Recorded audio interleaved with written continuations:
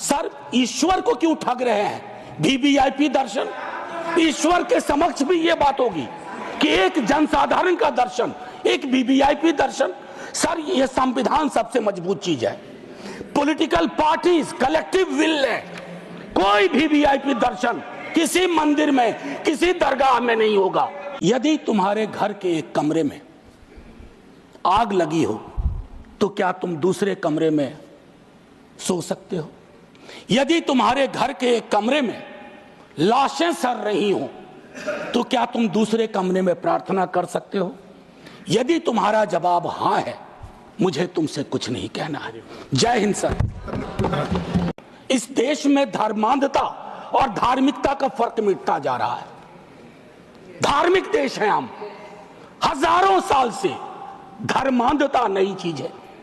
Daily देखो, हर घंटे कोई बाबा आ रहे हैं, उनसे भिड़ने के लिए किसी मौलाना को भिड़ा दिया, वो ग्रह नक्षत्र देख के बता रहे हैं कभी नहीं नहाया तो कोई पाप नहीं धुलेगा। सर ये परिपाटी संविधान के दृष्टिकोण से भी बंद होनी चाहिए। और ये जो प्रोडक्शन फैक्ट्री रिलीजियस बाबाओं की आ गई है, सर इसके उत्पादन पर भी रोक लगनी चाहिए। अगर धृतराष्ट्र ने महाभारत को संजय की नजर से ना देखा होता तो क्या होता? संजय को कैबिनेट मान लिया जाए।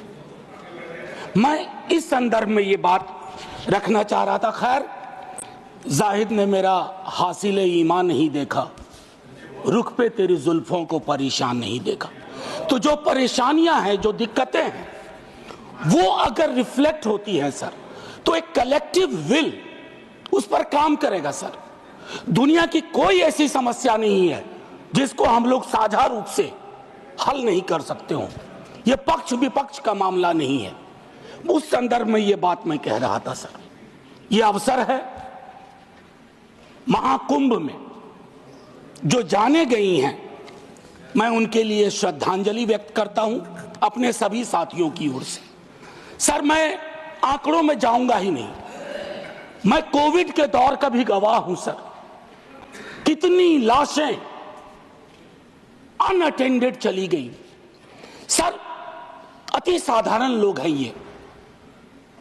जिंदगी में डिग्निटी चाहिए सर, संविधान भी कहता है, लेकिन मौत में उससे बड़ी डिग्निटी चाहिए। अगर हम डिग्निफाइड डेथ नहीं इंश्योर कर पा रहे हैं सर, तो ये हमारे सामूहिक विफलता है सर। क्या आंकड़े की बात करूं? मैं जानता हूं, मुझे फोन आते हैं, आपको भी आते होंगे कि फलनवा वो गया है, कोई खबर नहीं लग रही है, फोन नहीं लग रहा है। वो व्यग्रता, वो चिंता सर तब बढ़ जाती है ना जब 17 घंटे तक कोई आधिकारिक पुष्टि नहीं होती है, तो अफवाह फैलती है सर।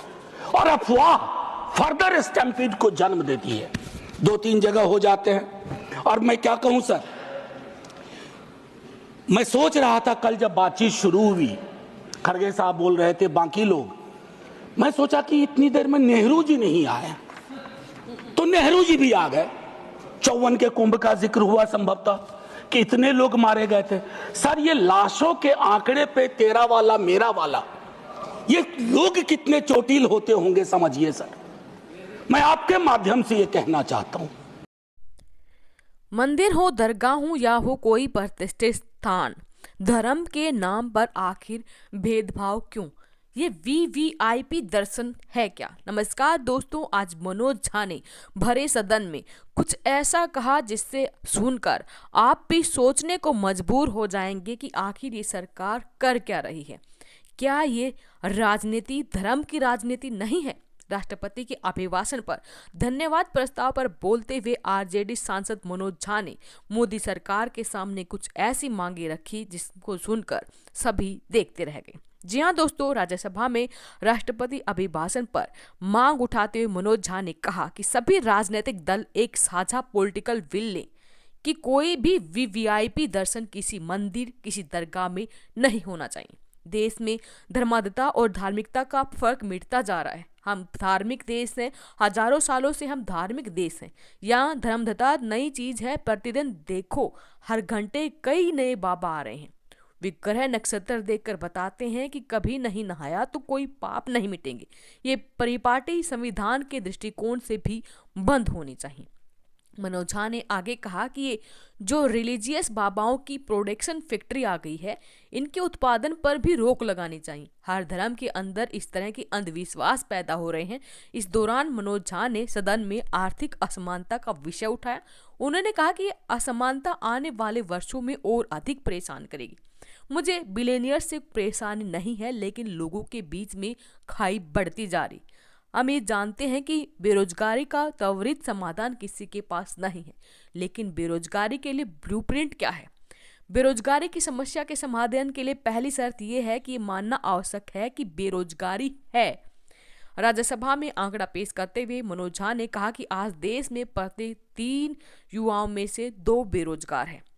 बिहार में उच्च पदों की परीक्षाएं लेने वाली एक संस्था है। उस संस्था का करिकुलम वाइटल कहता है कि बीते कुछ वर्षों में कोई भी परीक्षा बिना रिंगिंग के नहीं हुई।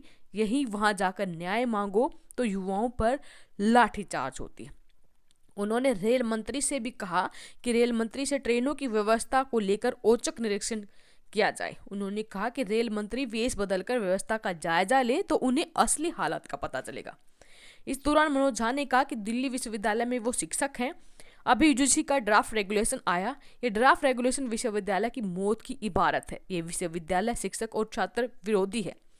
तो मनोज झा ने आज हर एक मुद्दे को, चाहे वो धार्मिक भेदभाव का मुद्दा हो, युवाओं का मुद्दा हो, बेरोजगारी का मुद्दा हो या फिर शिक्षा की तरफ बढ़ते हुए भेदभाव का मुद्दा हो, हर मुद्दे को सरकार के समक्ष रखा और सरकार को यहाँ पर कहा कि वो समस्याएं हैं, बेरोजगारी है, इस बात को माने और उसका हल करने की कोशिश करें, ना कि धार्मिक सांप्रदायिकता के हिसाब से लोगों को बरगलाने का काम करें। आपका इसके बारे में क्या कहना है? वीडियो के कमेंट बॉक्स में अपनी राय जरूर दें। वीडियो अपने साथी दोस्तों के साथ जरूर शेयर करें। फिर हाजिर होंगे आपके सामने ऐसे ही लेटेस्ट अपडेट के साथ। तब तक के लिए बने रहे हमारे साथ। धन्यवाद। जय हिंद, जय भारत।